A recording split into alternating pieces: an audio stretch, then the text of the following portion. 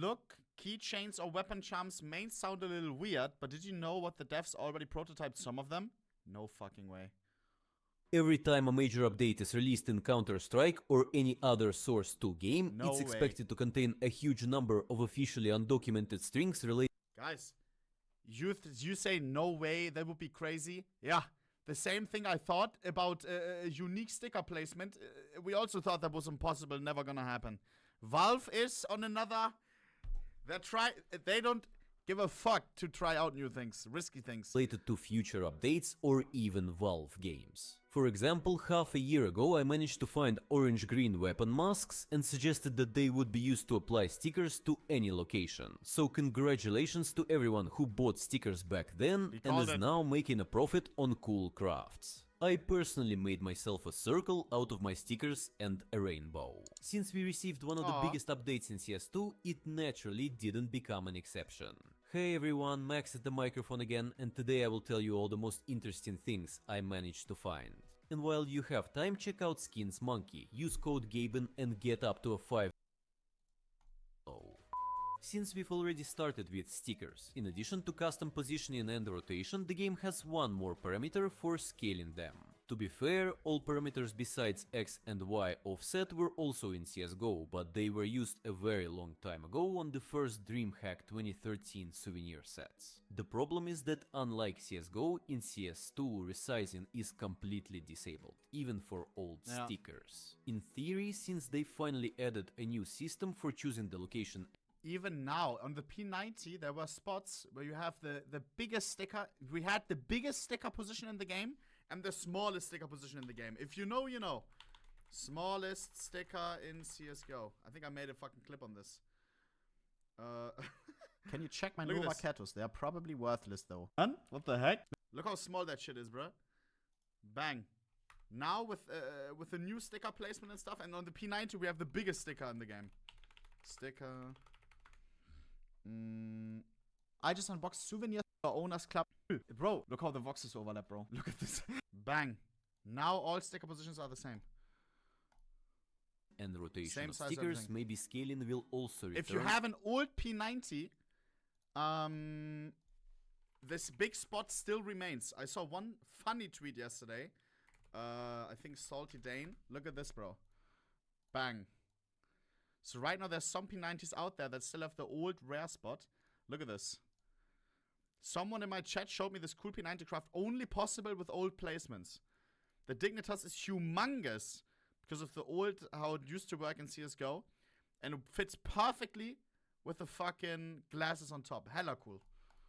In the future, or it has been completely abandoned. On the remake of the arms race map, in the room where the luggage belt controls are located, yes, if you didn't know, you can turn them on, change the direction to jump to the upper level and turn them off. There is a small Easter egg. There is a keychain with a New Zealand SS agent hanging on the key. Upon seeing this, an order and turn them off. There is a small Easter egg. There is a key. No one ever told me about this.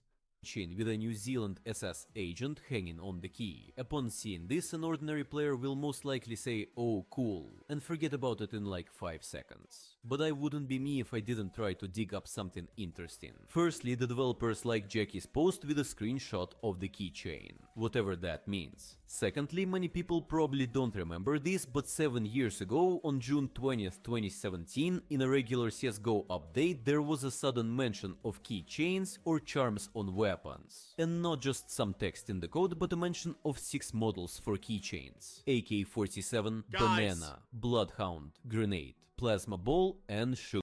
It's already in Valorant, no? Valorant, they already have charms, I think they call it. No! In Rainbow Six it's called charms. Rainbow Six has it as well. Rainbow Six has it. Valorant has it. I wouldn't be against keychains. It could be cool. Rainbow Six, yes. Sugar Skull. Bloodhound is a reference to the Operation logo, so like the skull of some animal. And Sugar Skull is a reference to the sticker collection of the same name and the symbol of the... Imagine keychain, something, and then K-Sergeant, bro. And you can get a full blue gem keychain. Oh my days, oh my days. Day of the Dead in Mexico. The mention of several compiled models means that the developers went a little further than early prototypes. The same update also included early mentions of the survival mode and many items that eventually became part of Danger Zone. So even though there haven't been any new mentions of keychains since then, the developers very often like to refine or reuse old ideas. Especially with the release of Counter-Strike 2, when they don't hesitate to add new content and update old systems like loadout or new sticker placement. Yeah. And since we're talking about cosmetics, the files also contain lines for workshop tools that hint at custom skins for knives and gloves. This means that either the developers have made publishing and working on skins a bit more convenient for themselves, or in the future, in the tools for publishing their own skins, the community will have new options in the drop-down menu where you can choose a specific knife or gloves. Since CSGO, this has been one of the most popular requests from the community, and if you look at the history of how skins have evolved, you can assume that Valve is tired of coming up with new ideas on their own and are delegating this. I mean, hey, might as well. With the cookery knife is a little bit goofy. All the Valve, all the knives that we have in cases, they're all made by Valve. All the finishes and stuff. To let that the community do as well could make sense, no? There are some crazy things on the workshop regarding knives and finishes. Task to skin makers. However, I was extremely surprised that they didn't add community graffiti in this update. There are already hundreds of interesting options in the workshop, but the developers decided to postpone them for later. Maybe similar to stickers, in the future we will see some new spray painting mechanics. The panorama interface files mention the Tuscan map with the S2 postfix. All maps with this postfix eventually get a full remake, and considering that before the release of Counter-Strike 2 the developers bought the rights to Anubis and Tuscan for $150,000 each for CSGO. They are Dude, scammed, no? 150k for a fucking map. Bro, a guy that has a blue skin in a case. We heard numbers from one case example, 400k. 150k for a map. My days. But then again, I think if they actually use the map in the map pool, I think they're getting monthly payments for all the months that the map is in the map pool. Something like that. But bro, it seems a little bit skewed how the money is distributed compared to skins and maps. Are unlikely to forget about their investment, and we will see a full remake in the future. Speaking of remakes, as I mentioned in the previous video, FMPON has started actively working on recreating the cache map and has finally shown screenshots on the new engine. The map will be developed based on the original version in CSGO 2013. This means the best combination of a gloomy Chernobyl industrial zone with the distinctive style of new Counter-Strike and using all advanced technologies and improved graphics of Source 2. As I also mentioned in previous videos, the developers continue to abandon old systems and gradually rewrite. I speak for the whole community. Minus Mirage plus cash. Please, it's time. Rewrote a bunch of JS scripts and ported Arms Race and Deathmatch to a new tool foundation called Pulse, which I have already talked about dozens of times before and which is a visual node-based programming similar to blueprints from Unreal Engine. Interestingly, one of these JS files mentions the VIP escort and escape modes. For those who don't know, both of these modes were once part of previous Counter-Strike games but were later cut. As Zul correctly noted, these particular lines may be leftover mentions from old games, but just a couple of updates ago functions with the same name appeared. Considering that the developers have stated that they plan to experiment with new modes, maybe we'll see a reimagining of VIP or Escape in the future. At the same time, Chickens receive several new animations such as bunny hop, swimming and crouching. They are currently not used and are most likely just a minor upgrade. But maybe we will get some new mechanics or game mode in the future, as there have already been mentions of some kind of pets in the code. And the biggest find in this update is the new hair system. 3 suspicious materials related to hair have appeared in the core pack of the engine, but they don't have the necessary textures and shaders yet. How do I not hear about this? Are there no leakers in CS? It's always just game follower? Making a video like after the update happened like 2 days ago. Are there no other people looking into this? I had nothing on my Twitter page about this. Or is it just the gaudy leaker and nobody else can fucking like digest the code?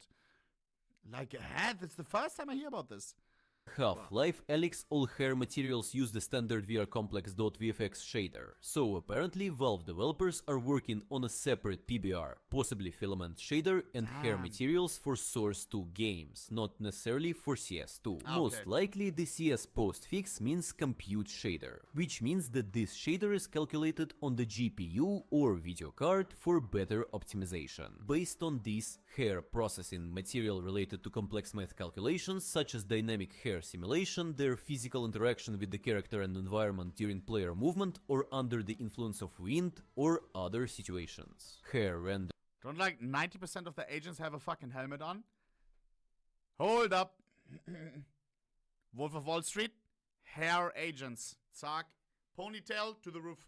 Volume. Material related to volume rendering for simulating thousands of individual hairs at once without additional performance costs. Hair shading. The material needed to correctly calculate the interaction of hair with light and shadows. For example, refraction of light, soft scattering through thin hair or natural shine from the sun. In addition, there are a bunch of strings related to the rendering of individual hair hairstyle cases.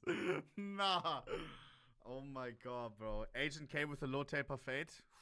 strands. Their shading volume and density texture maps voxel collisions and splitting each strand into several segments. Taken together, this should look very similar to the hair technology from the Frostbite engine. It is important to mention that this is not necessarily related to CS2, and it may turn out to be a feature in any other Valve game. Surprisingly, in the same update, an interesting icon appeared with a hound eye that came out to touch the grass. This icon is used for entities in the hammer to create maps. Judging by the name, this entity is responsible for changing some behavior of the NPC. If you zoom out the icon far enough, it looks like it's not art but a full-fledged 3D render. The last time this guy appeared in an official game was in the first Half-Life, but this render looks much more detailed and a bit like the models from Half-Life Alyx. Interestingly, about 9 months ago, another icon AI Goal Siege was leaked in the CS2 files, which is rumored to be related to Neon Prime and serves as a goal or some kind of point that NPCs must capture. Considering that Neon Prime, codenamed Citadel, has a direct connection to the Half-Life universe, it can be assumed that the previous entity icon with the Wait, what are we This is not CS anymore, right? What the fuck is Neon Prime? Is that the next Valve game or some shit? Hound Eye also has something to do with this game. And of course, in the same update there are mentions of 2 future Valve games. The first is Neon Prime, codenamed Citadel, with hints at multiplayer, a game lobby in the main menu for multiple players, melee weapons switching between single and automatic fire, weapon attachments, different battle lines like in Dota, and a minimap. An HLX or Half-Life X. Give us a Valve Tarkov. What company can fix the cheater problem that Tarkov has? What makes Tarkov mid? Valve. Basically nothing new, just a mention along with some sound file. Leave a comment with an monkey extraction emoji shooter if you from watched Valve. this far, and Bang! check out previous video where I talk about pretty significant anti-cheat update. Imagine, bro. What could Citadel be though? They already Just have. before the new year, the developers of They have CS. Oh hell no! What is the song? They have CS. They have the card game. They dipped their foot into that. It fucking was a disaster. By the way, Leafgate, follow us some love. You already know, bro. Absolute fucking legend. Every time